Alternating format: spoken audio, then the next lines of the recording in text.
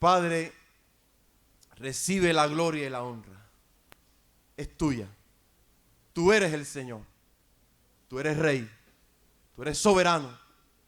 Tú has permitido que la iglesia tenga un referente en estos tiempos, en esta época. Ayúdanos, Señor, a tomar el consejo de tu palabra para que nuestras vidas puedan ser canales donde tu gloria sea manifestada. Nos humillamos delante de ti. Que sea tu palabra la que inspire nuestras almas. En el nombre de Cristo. Amén. He titulado el mensaje Caminando entre las llamas. Caminando entre las llamas. Amados hermanos, si nosotros hacemos un paseo por el contexto de esta porción tan inspiradora, podemos ver que este mismo rey tuvo la bendición, ¿verdad?, de ver la grandeza de este Dios, de ver el poder de este Dios. Lo sabemos en el capítulo 2, ¿verdad? Y él reconoció a Dios, al Dios verdadero, al Dios de Israel.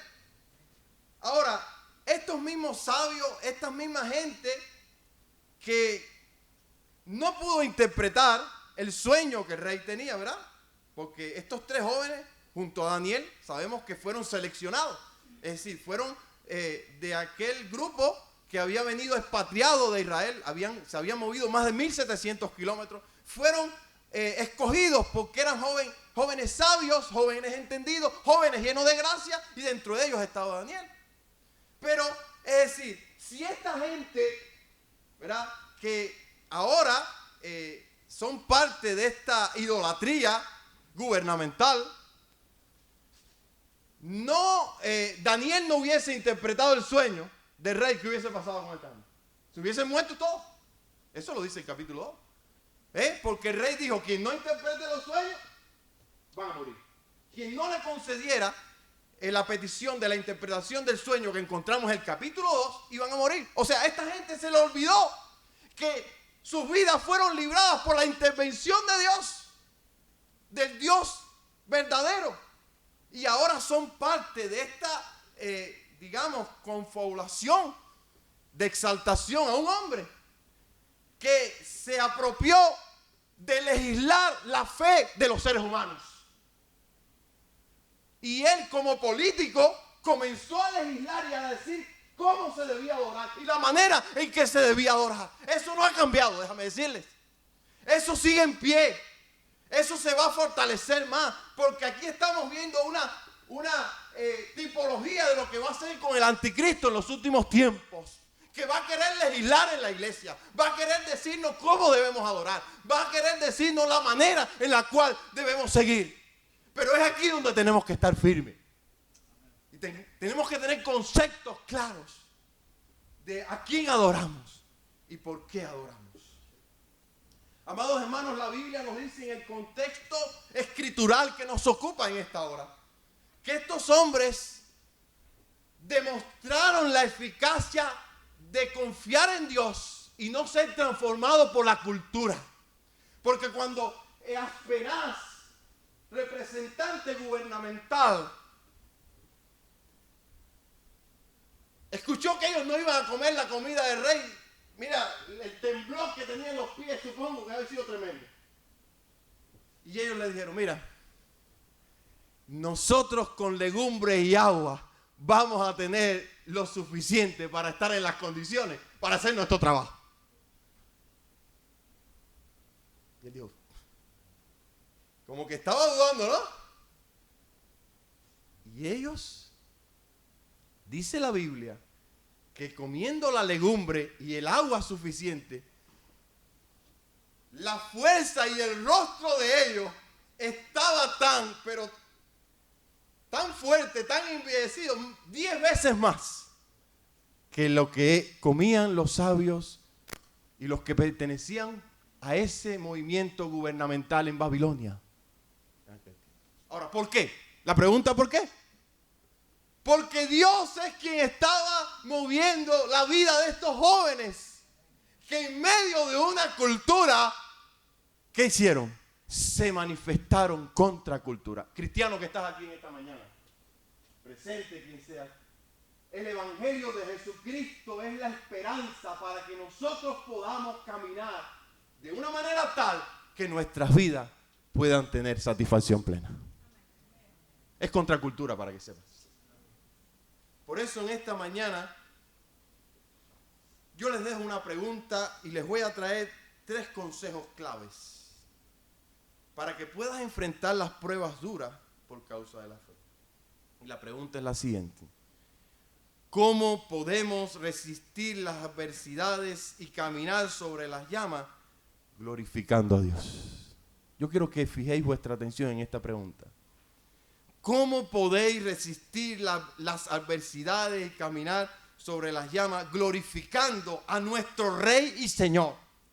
Me propongo en esta mañana a compartir 3 consejos claves para enfrentar las pruebas duras por causa de la fe. Y la primera es la siguiente: exhibiendo firmes convicciones. Exhibiendo firmes convicciones. El diccionario de la Real Academia Española define convicción como un conocimiento profundo de una idea, creencia o pensamiento que se defiende con persuasión. En un mundo tan relativista, en un mundo tan cambiable, en un mundo que a lo malo le llama bueno, a lo bueno le llama malo, en una sociedad que nos quiere encerrar, ¿cómo enfrentarlo? Si usted ha creído en Jesucristo y está dispuesto a poner su mano en el arado, es para no mirar atrás, porque los que ponen la mano en el arado no son aptos para seguir a Jesucristo. Seguir a Jesucristo es una tarea de firmeza, de convicción, de fidelidad. Otro diccionario lo define como una idea profunda. Me gusta este concepto. Arraigada, fíjense, arraigada, que rige el pensamiento o la conducta. O sea, no puede haber firmes convicciones si no hay una mente renovada, si no hay un pensamiento que me lleva a la persona más importante por la cual nosotros, desde el momento que nos entregamos, profesamos públicamente que dijimos que íbamos a ser fieles a Jesucristo todos los días de nuestra vida. Y si nosotros vamos a la historia de la cual nosotros somos parte, los primeros cristianos murieron en la arena del circo romano. Y estuvieron dispuestos a dar su vida, estuvieron dispuestos a decir Jesús es el Señor y no adorar al César. El César hoy tiene otro nombre. Y como decimos allá en buen cubano, el mismo perro con diferente collar. ¿Aquí lo dicen también? Hermanos queridos, no podemos dejarnos llevar por los cantos de sirena. El pastor me decía, ¿qué diferencia puedes notar en 7 días acá? De un contexto totalmente diferente. Y bueno, hay muchas diferencias, ¿sabes? Pero ¿sabes algo que he podido ver y que he podido notar? Que muchos cristianos no saben pasar la prueba de la abundancia. ¿Sabes que la abundancia es una prueba también? Porque puede llegar a un punto donde con mi trabajo obtengo lo que quiero, con mi trabajo planifico mi vida, con mi trabajo voy mis vacaciones. Eso en Cuba no se puede hacer. Lo decía el pastor, trabajar y comer es un problema en Cuba. Ahora, pero el enemigo utiliza en los distintos lugares y en contextos diferentes su mismo engaño. Porque allá muchos pueden estar quejándose y en su corazón tentando a Dios diciendo, no tengo corriente eléctrica ahora. Ve. O sea, que el asunto está, ¿dónde está tu corazón? Ya sea que estés en Europa o ya sea que estés en un país de tercer mundo. El problema está en el corazón. El problema es ¿dónde está tu Señor? ¿Quién es tu Señor? Porque si aquí en Europa, donde existen tantas posibilidades, tu corazón se va atrapando por la temporalidad, por las cosas que vas a dejar en este mundo. Si lo que tú tienes no es un instrumento para la gloria de Dios, déjame decirte que tienes ídolos en el corazón que necesitas sacar. Y esos ídolos te van a llevar a una vida tan seca de fe, a una vida tan insatisfecha, donde pudieras estar apagando el Espíritu de Dios, que si eres cristiano lo tienes, porque fuiste sellado, y puedes estar en un estado de enfriamiento total y de decrecimiento, porque yo no creo que un cristiano quede en una posición estable, o yo crezco o yo decrezco. Yo no creo en eso. Entonces, las firmes convicciones me ayudan a yo tener una perspectiva de reino. Porque aunque vivo en un país, tengo una ciudadanía y tengo una historia, no somos de aquí. Este no es nuestra ciudad. ¿Por qué?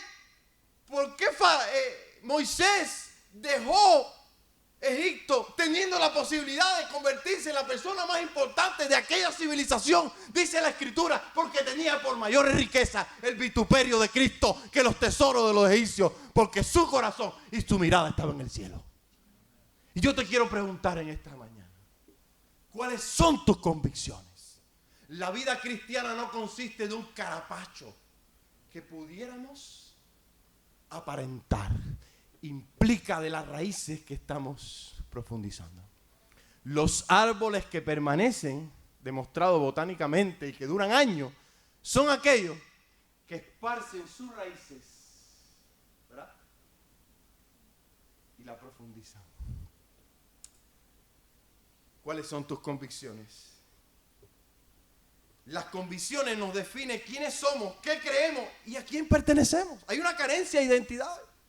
Y usted lo sabe en Cuba, aquí en España, donde quiera que vaya. Hay una frase que se dice allá: ¿a dónde va Vicente? A dónde va la gente. Aquí también se dice. No. Tremendo. Y es así. Entonces, hay una crisis de identidad que nos arrastra muchas veces. Ahora, si nosotros vamos al versículo 16, volvamos a la Biblia. Dice, hermanos queridos, que cuando el rey lo desafía, en el versículo 16, ¿verdad?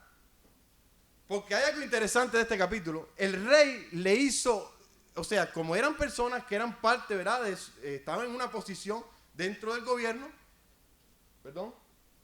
él los entrevistó personalmente. O sea, él despachó con ellos, ¿no? Dice, cuando llega esta noticia, ¿no? a Nabucodonosor, dice que él se enciende, ira, enojo, tú sabes, esta característica de la egolatría de los seres humanos, ¿no? ¿Verdad? Y de los que están en una posición elevada. Dice, y al instante fueron traídos los varones delante del rey. Él va a despachar con ellos. Estoy en el 13 para ubicarme a lo que quiero decir. Dice, y habló Nabucodonosor, le dijo, ¿es verdad, Sadrach, Mesach y Abednego, que vosotros no honráis a mi Dios, ni adoráis la estatua de oro que he levantado? Imagínense, en aquel tiempo. Hoy yo veo en vuestro parlamento que le dicen a Pedro Sánchez hasta, eso lo veo yo también. Y le dicen, allí en ese tiempo no podía eso, Tony. Ese no podía. Ahí los que estaban en contra del rey, ¿por qué? Un decreto gubernamental era, usted sabe. Y si quieren indagar un poquito más, vaya al Nuevo Testamento y vea lo que pasó con Juan el Bautista y lo que pasó con el deseo que le concedió a Herodiana. Él sabía que era un hombre justo, pero no podía echar para atrás lo que le había dicho. Hoy echan para atrás, hoy los políticos dicen, vamos a hacer esto y vamos a hacer lo otro, y la gente se emociona, y los de izquierda y los de derecha. Y cuando llega al trono, con la gloria, se olvidan la memoria. ¿No pasa aquí?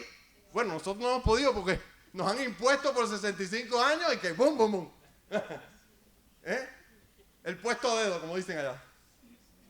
Pero ¿qué pasa? Se endiosan, se creen dioses. Y un decreto de un rey en ese entonces era ley de media y de prisa. El sello ahí, no había vuelta atrás. Ahora, qué interesante cuando estos jóvenes son interrogados, ¿verdad? Y como que él, dentro de, como que le quiere dar una oportunidad, ¿no? Dice, ahora pues, ¿estáis dispuestos? Fíjense, sigamos conmigo, ¿están conmigo?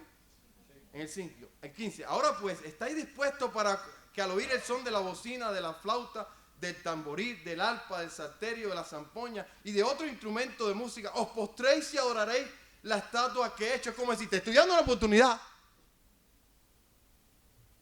Porque si no la adoraréis, en la misma hora seréis echados en medio de un horno de fuego. Y aquí viene la pregunta, el desafío a Dios. ¿Y qué Dios será aquel que os libre de mi mano? Hermano, qué tremendo cómo el corazón del hombre se puede endurecer. En el capítulo 2 nos vimos que solo el Dios verdadero de Daniel le interpretó el sueño.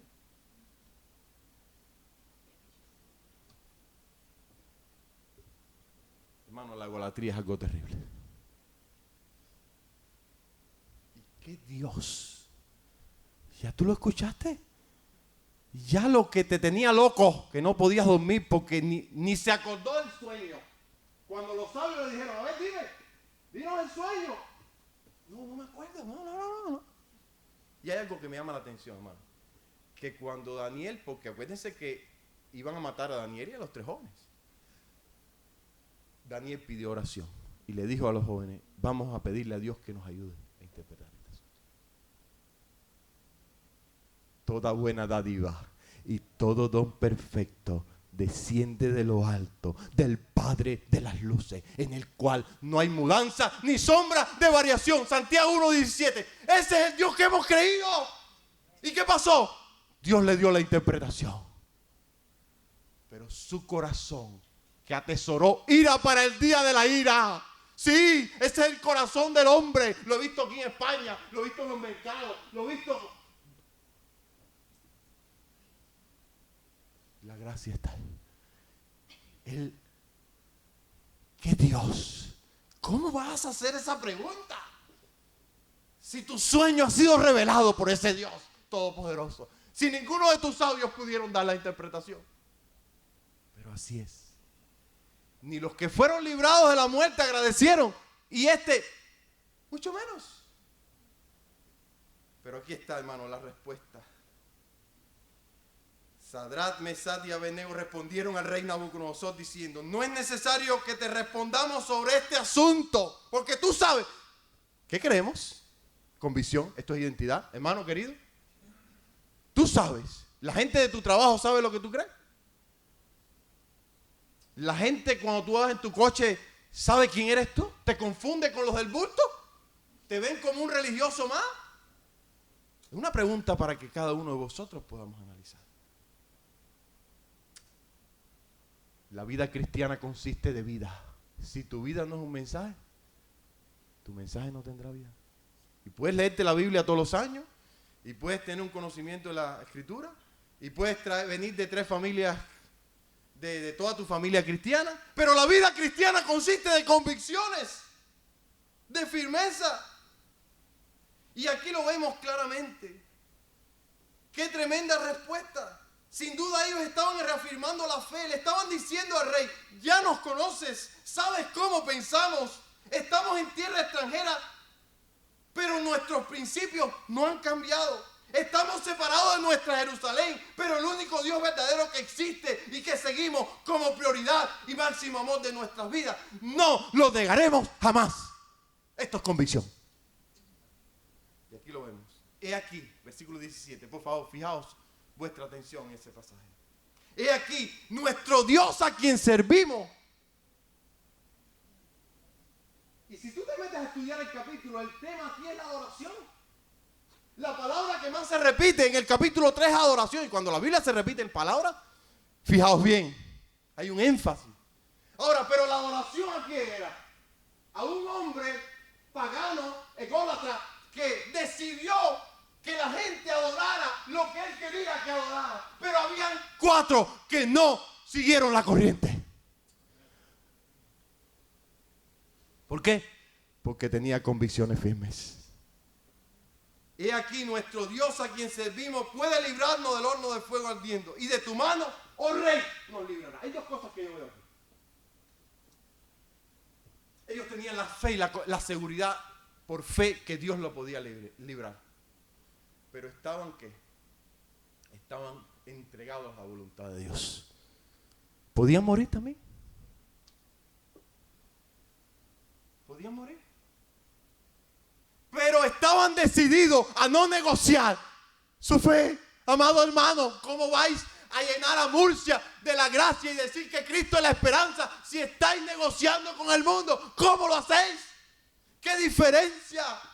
¿Cómo vais a hacer luz y sal si queréis seguir la corriente de aquellos que no saben a dónde va? Porque Cristo dijo que el que está en tinieblas no sabe a dónde va.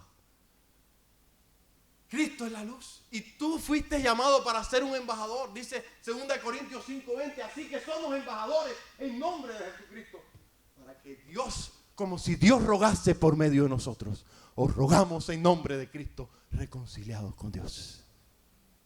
¿Y un embajador qué cosa es? Es aquel que representa un gobierno ante otro gobierno. Somos la embajada del cielo aquí, la iglesia de Jesucristo. Pero para ser dignos representantes tenemos que tener firmes convicciones. La gente que le ve vivir y se relaciona con usted, ¿sabe cuáles son sus principios? ¿Sabe? Su estilo de vida ha traído rechazo e indiferencia por aquellos que no le agradan escuchar de Cristo Jesús.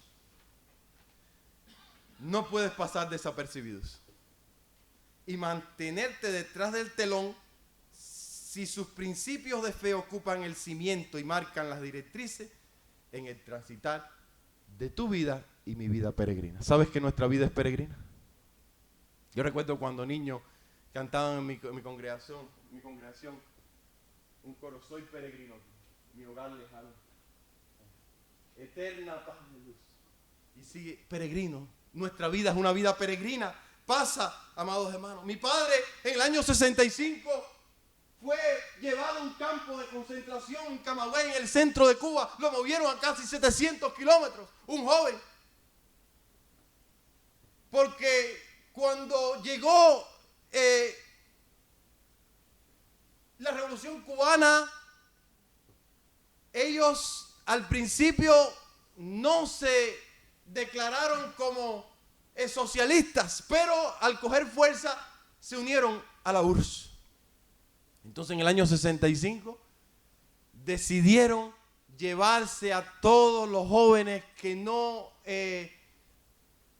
estaban afín con las ideas que ellos sostenían.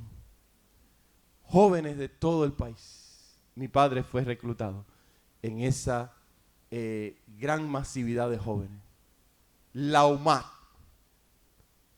un eufemismo. Nada tenía que ver con las siglas, ¿no? Unidad Militar de Ayuda a la Producción. Muy bonito, pero nada. Era un eufemismo, ¿no? ¿Sabes qué?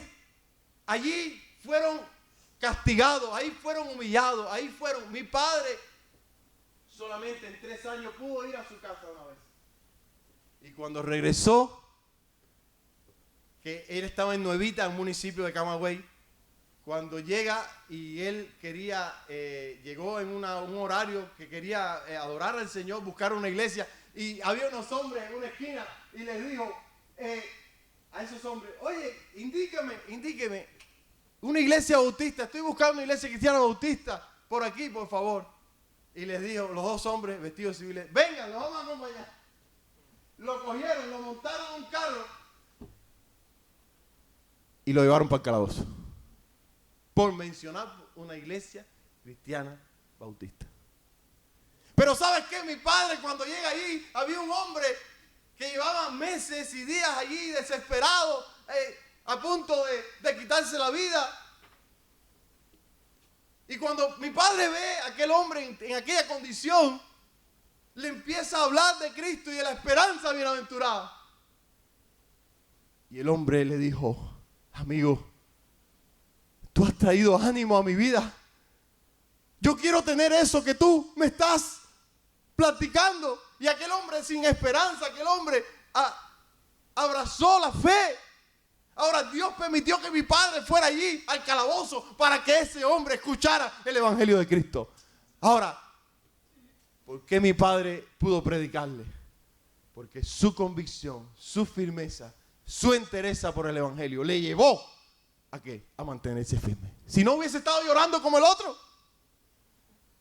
Nada sucede en tu vida por casualidad. Dios utiliza las circunstancias ¿para qué?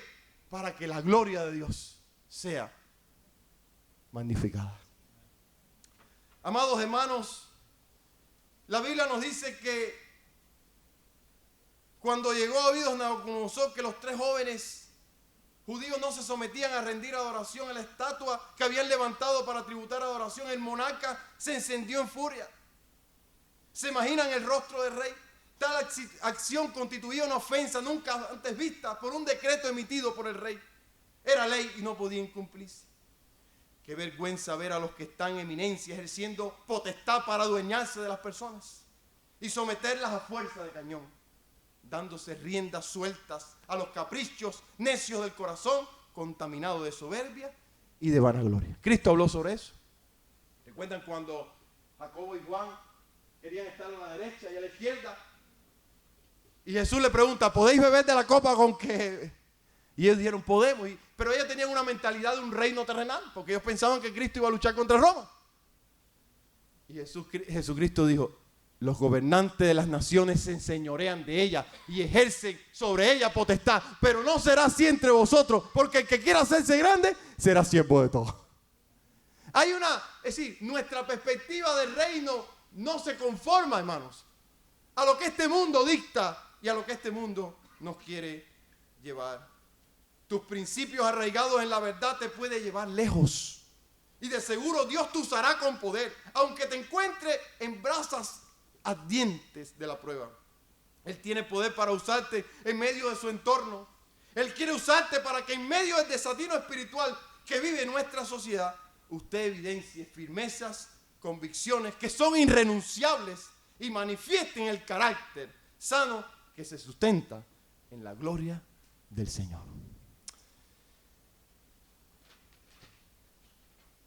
En la historia nosotros vemos grandes hombres y mujeres que nos dan un ejemplo de inspiración.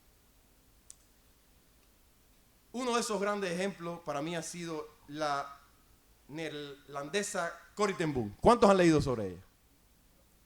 Ella estuvo dispuesta a arriesgar todo lo que tenía para extender sus manos amorosas hacia sus vecinos judíos. En la pared de su cuarto, esta mujer construyó un escondite perfecto. Ella tuvo el coraje de mantener ese escondite secreto a pesar del gran sufrimiento que le ocasionó a su familia. Tristemente llegó el día cuando los nazis le descubrieron y se la llevaron presa a ella y a parte de su familia y también a los refugiados que estaban con ella. Después de 3 meses en una celda en total aislamiento, Corrie y su hermana fueron trasladadas a un campo de concentración en Holanda. Ustedes están más cerca, yo estoy más lejos de Holanda, ¿verdad? ¿Se imaginan? En ese lugar sufrieron golpes, insultos, azotes, insalubridad, hambre y trabajo forzado en medio de temperaturas bajo cero. Sin embargo, las adversidades le animaron y sintieron un llamado a no quedar pasiva y empezaron a ministrar el evangelio en aquel lugar. Su hermana Betsy se adelantó en gloria. Muere el 16 de diciembre del año 1944. Dios la llevó con ella. Y semanas después de la muerte de su hermana, Corrie fue liberada de aquel atroz encarcelamiento y sufrimiento. Dios intervino y su nombre fue incluido en una lista de personas que debían recuperar su libertad. La gracia de Dios. En el año 50 también en Cuba, un cristiano español llamado Domingo Fernández llegó a Cuba. Llegó antes del 50, cuando la guerra civil y se estableció en Cuba. Y Dios lo salvó. Estaba en el paradón y vino una orden. Liberen a ese hombre. Y escribió un libro llamado Y Dios me salvó. Me hace recordar esa historia. Ella ayudó a salvar la vida de más de 800 judíos. A la edad de 53 años comenzó a predicar por varios lugares del mundo. Y en cierta ocasión un alemán nazi que había sido guardia cuando estuvo en prisión se le acerca para saludarla. Él fue uno de los guardas que le había forzado a desnudarla. Pero ahora era un creyente en Cristo.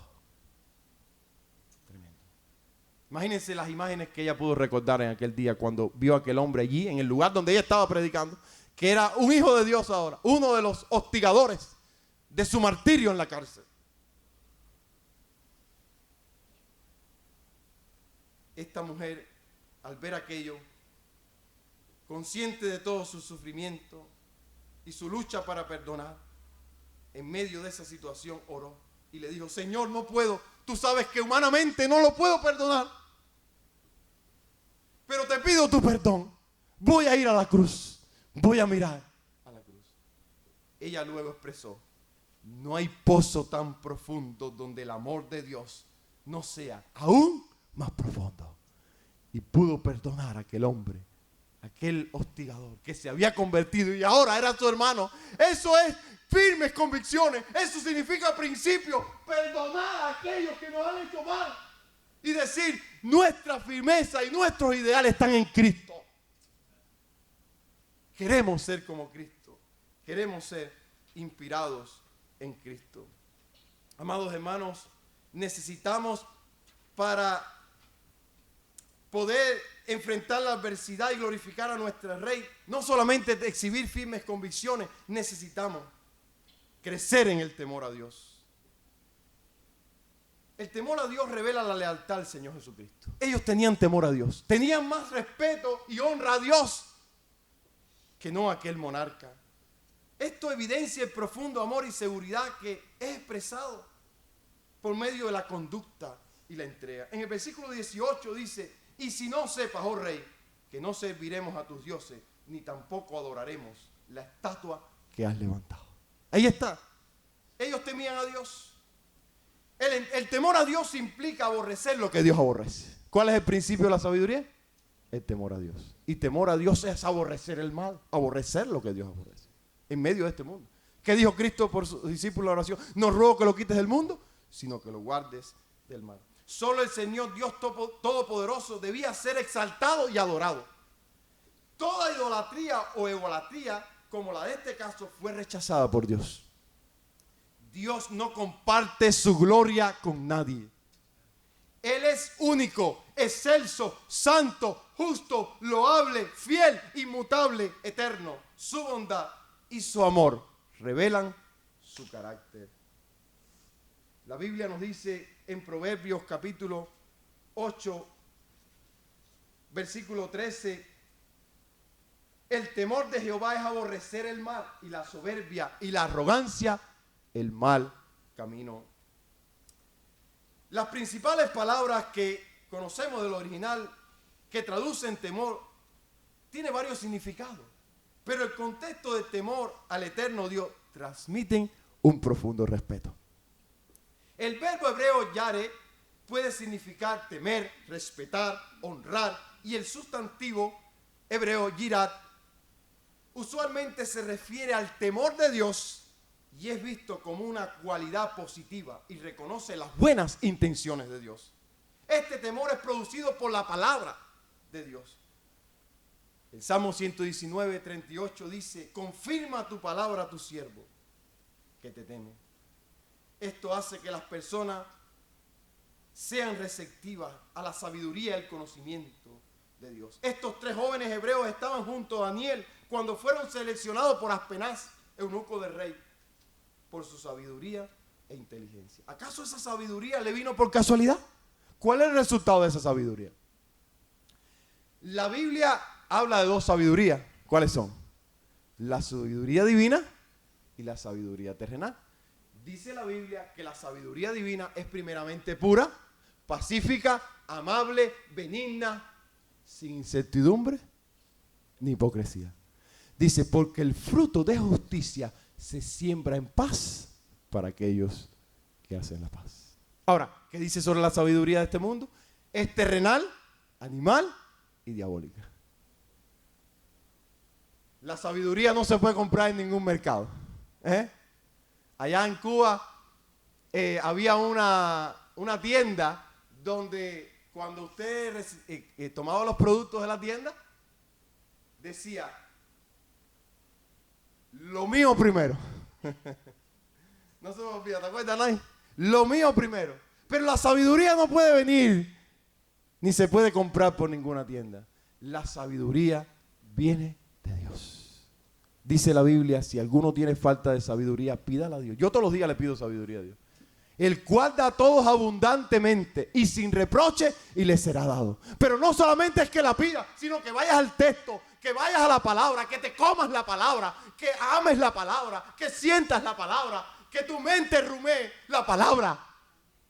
Lámpara es a mis pies tu palabra y lumbrera a mi camino. ¿Qué le dijo Dios a Josué?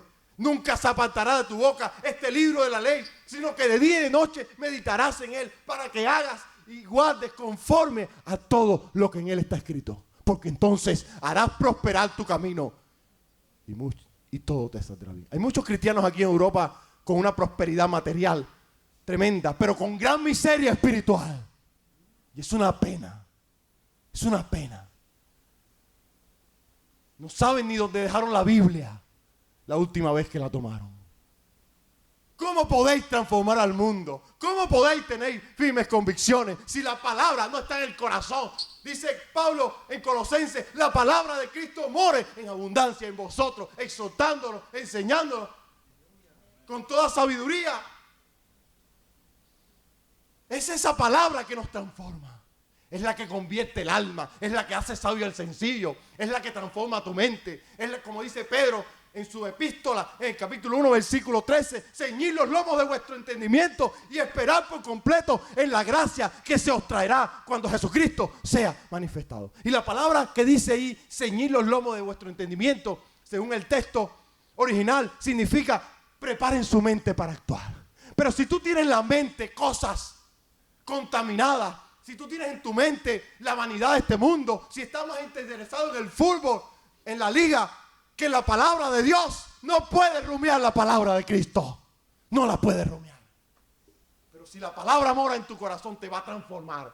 Vas a ser libre de mente. Vas a tener un alma dispuesta a perdonar a aquellos que se van a enfrentar y se van a oponer a ti. Amados hermanos, tener firmes convicciones es el resultado de quien manda en nuestra vida. Poder experimentar ese temor reverente que viene de Dios implica un vaciamiento de nosotros. Por eso Pablo dijo en su epístola a los Corintios, para que los que viven ya no vivan para sí, sino para aquel que murió y resucitó por ellos. Tiene que haber un vaciamiento en tu vida. Y para que haya vaciamiento, tiene que haber arrepentimiento, tiene que haber humillación, tiene que haber sinceridad delante de Dios. No podéis pararos en el espejo e ignorar vuestra imagen. Y la Biblia se compara con un espejo, como dice Santiago capítulo 1. La palabra implantada que puede salvar vuestras almas. Es esa que te transforma. Esa que te cambia, esa que te libera, esa que te lleva a Dios en humillación. Y número 3, serenos en su voluntad. Aunque no tengamos toda la explicación inmediata del para qué Dios está permitiendo que pasemos por esta adversidad. Porque los hermanos que fundaron la congregación donde hoy sirvo, sufrieron mucho. Lo humillaron, lo hostigaban, guerra psicológica, se van de aquí, cerrados. Pero cuando miro el testimonio de ellos que permanecieron en el lugar, tuvieron la posibilidad de irse para los Estados Unidos y dijeron, no nos vamos, seguiremos firmes para que el reino de Cristo. No sabemos lo que Dios tiene detrás de todo esto.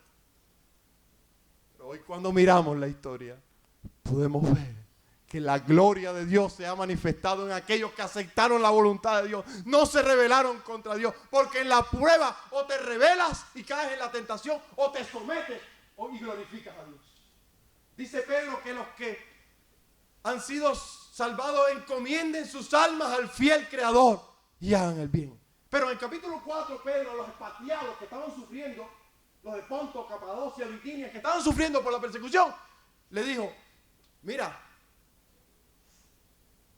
si alguno padece como cristiano, no se avergüence, sino glorifique a Dios por esto. Jóvenes, si tú padeces por tu moralidad, por tu testimonio en la escuela, en el colegio, si vosotros estáis viendo por tu fe, alaba a Dios, pero que nadie te señale por chismoso, por ladrón, por mentiroso, por informal. No, pero por la causa de Cristo, bienaventurado soy cuando por mi causa os vituperen y os persigan y digan toda clase de mal contra vosotros mintiendo. Gozaos y alegraos, porque vuestro galardón es grande en los cielos, porque así persiguieron a los profetas que fueron antes de vosotros. Mateo 5, 12 y 13. Me inspira el sermón de la montaña de nuestro Señor, porque es un código ético de vida cristiana. Es el resumen de la vida práctica que vosotros debéis seguir y andar. Aunque la injusticia cruel de los hombres se levanten, deseando nuestra destrucción, porque no aprobamos ni seamos parte de sus fechorías, Dios jamás defraudará al corazón humillado que le obedece por amor y está dispuesto a vivir o a morir por ser leal y fiel al Señor. Y si miramos el versículo 23 de Daniel: y estos tres varones, Sadrán, Mesán y Abednego, cayeron atados dentro del horno de fuego ardiendo. Entonces el rey Nabucodonosor se espantó y se levantó apresuradamente y dijo a los de su consejo: ¿qué pasó? ¿Qué pasó? ¿No echaron a tres varones atados dentro del fuego? Y ellos respondieron al rey: ¿es verdad, oh rey? Y él dijo: he aquí. ¿Pero qué pasa? Yo veo cuatro. Eran tres, ahora hay cuatro. ¿Cómo es eso? ¿Ustedes no contaron bien? ¿Tienen problemas de matemáticas? Dice: he aquí, yo veo cuatro varones sueltos que se pasean en medio del fuego sin sufrir ningún daño. Y el aspecto del cuarto es semejante a los hijos de los hijos. O sea, era muy pobre en su percepción teológica. No podían dar una definición exegética correcta. ¿Cómo lo calificaron? Como uno de los hijos de los dioses, dentro de su ignorancia espiritual. ¿Pero quién era ese? Yo soy de los que pienso que era el Señor Jesucristo, que era una teofanía, una aparición del Cristo encarnado, el que se le pareció a Jacob. Y le dijo: no te suelto hasta que no me bendiga. El que se le apareció a Abraham en el monte de Moria, el ángel de Jehová. El que se le pareció con la espada a Josué y él le dijo: eres de los nuestros o de nuestros enemigos. Le dijo: como representante del ejército del cielo estoy aquí. Quita el calzado de tus pies, porque el lugar en que estás pisando, tierra santa es. Ese es el mismo Cristo, el eterno, el que se manifestó antes de ser encarnado, porque Él es eterno, Él es Dios, Él es todopoderoso. Él mismo estaba ahí con ellos, porque Dios es fiel. Hermano querido, sé fiel. Hermano, si no has entregado tu vida a Cristo, por favor, corre a Él.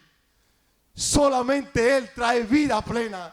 Podéis tener los coches que queráis, podéis tener las planificaciones que tengáis, pero todo eso es momentáneo. Dijo Pablo: las cosas que se ven son temporales, pero las que no se ven son eternas. ¿Quieres comparar? ¿100 años? ¿Vale? ¿Pero qué es comparado con una eternidad?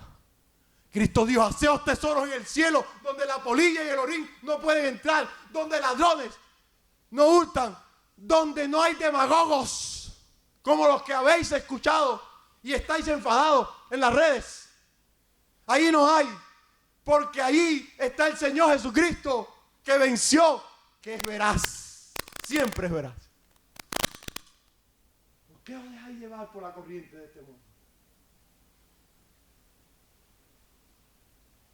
Dice la Biblia, porque todo lo que hay en el mundo, los deseos de los ojos, los deseos de la carne y la vanagloria de este mundo, no proviene del Padre, sino del mundo. Hermano querido, amigo que me escuchan esta mañana, esta tarde ya. El mundo pasa y su deseo, pero el que hace la voluntad de Dios permanece para siempre. ¿Qué vas a hacer?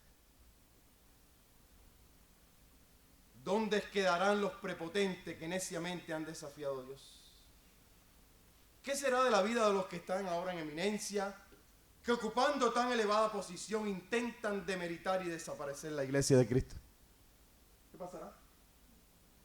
¿Dónde van a estar en el día del juicio? No del bema, no del bema. El trono blanco. Les toca a ellos. ¿Qué van a hacer? Qué triste, qué pena. ¿Dónde quedarán estos prepotentes? La Biblia nos dice, aquí las palabras finales de Daniel, el versículo 28, y estoy casi ya concluyendo. Entonces Nabucodonosor dijo, bendito sea el Dios de ellos. Por segunda vez, Dios no defrauda a sus fieles. Que envió su ángel y libró a quienes, a sus siervos. ¿Te identifican ahí en el comercio como un siervo de Cristo? O como un religioso más. Y que confiaron en él. Subraya eso en su Biblia. Subrayalo. Y que confiaron en él. Y que no cumplieron el edicto del rey. Y entregaron sus cuerpos antes que servir y adorar a otro Dios. Tal parece, al meterme en ese suceso bíblico, me parece ver a aquellos tres jóvenes recitar ahí en su tiempo aparte de Deuteronomio 6:4. Oye Israel, Jehová nuestro Dios, Jehová. Qué convicción, qué seguridad. Concluyo, tú y yo somos la generación de fieles que Dios ha levantado para que seamos que los Sadrat. ¿Dónde están los hombres aquí? Los Sadrat, ustedes son los Sadrat, los Mesat, los Abednego de Murcia.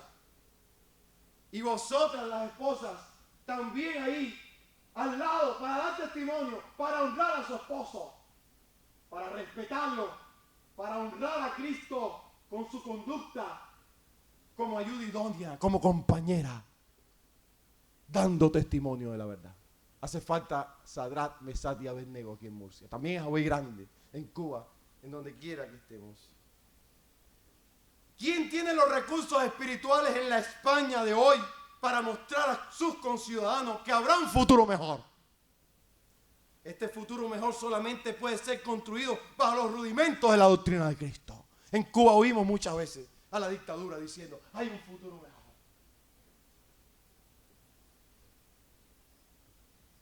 Ni hablar de eso. Ese futuro mejor solamente puede construirse bajo los rudimentos de la doctrina de Cristo. Ese futuro mejor solo puede desprenderse de los fieles a quienes nos corresponde, a ti y a mí, irradiar a España y a Cuba con el amor y la verdad de Jesucristo. Será una gran bendición que se una usted y yo también soy parte, o este mensaje es para mí también. Nos unamos todos como protagonistas y actores de la misión más gloriosa para la cual estamos siendo convocados. Número 1, exhibiendo firmes convicciones. Número 2, creciendo en el temor del Señor. Y número 3, serenos en su voluntad.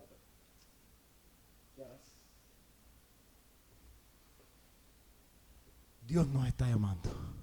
Su palabra nos está convocando. Yo quiero que todos los presentes puedan pensar, puedan inclinar su rostro, por favor. Todos podamos meditar en esta hora. Podamos mirar a nuestro corazón. Usted no piense en nadie ahora. Usted piense en usted. Usted está delante de Dios, delante de su palabra, delante de su consejo. Mire a su corazón. ¿Qué es lo que está haciendo lo más importante ahora en su vida?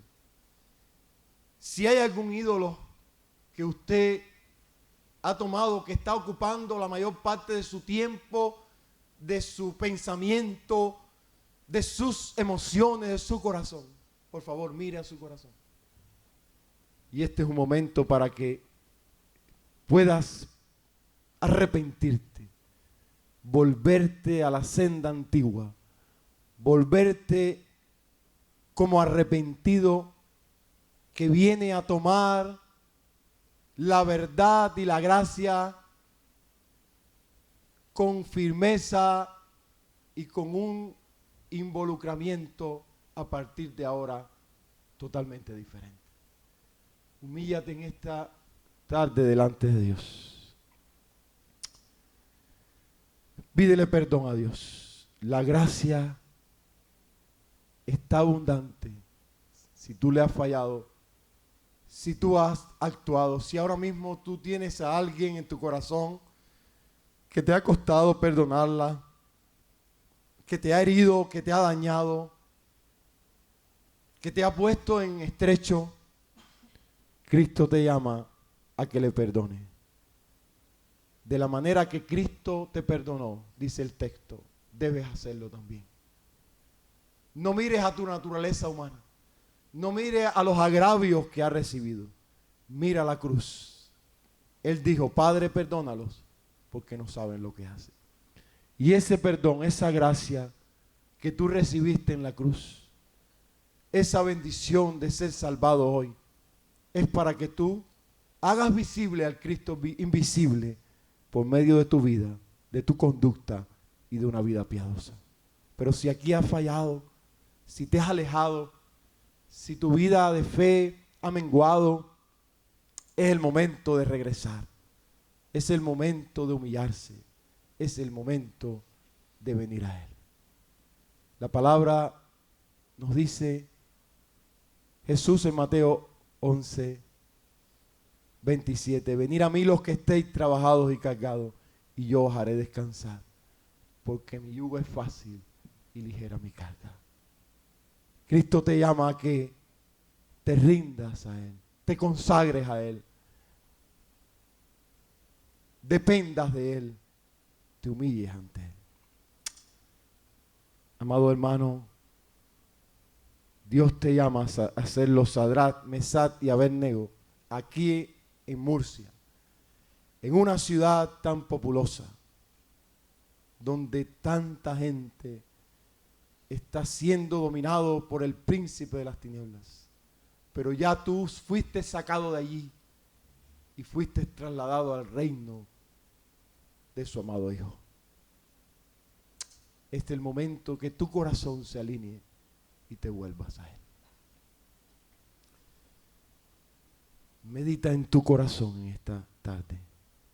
Ven a los pies del Salvador. Ríndete a Él. Conságrate a Él. Sométate a Él. Este es el momento. Su palabra nos llama.